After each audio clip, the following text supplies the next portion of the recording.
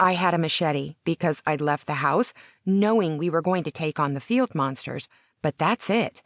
That and my legs, anyway. Without waiting for Gerald, I took off in the direction of the noise. I thought it would be Linda, but it wasn't only Linda. Doris must have already been awake because she was beating on the head of a tiny monster while Linda tried to shake the one-time child from her leg. Marcy was still in her pajamas, standing at the door with her mouth hanging open, clearly in shock.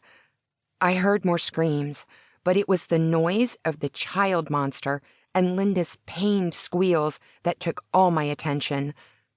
We'd not seen a child like this before. How are we supposed to react to that? Our instincts are to protect the young, not smash their heads. How did a small child wearing shorts and a unicorn t-shirt become a monster in the first place? Doris was going for it, despite the monster's appearance. The frantic movements weren't making it easy to make contact using the hammer, and me giving a kick would be impossible. The kid was wrapped around Linda's leg like a monkey, her head shaking back and forth like a dog with a toy as she gnawed at Linda's bare leg. The movements were so abrupt, so savage.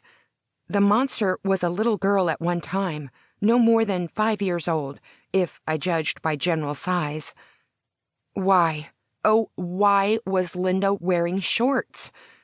It was like offering a great big ham to a starving animal. It's weird, the thoughts that go through our heads at times like that. One of Doris's hammer swings went wild and got Linda, and her squeal ratcheted up in pain. Tossing down the hammer, Doris shouted for me to help her pull as I ran up.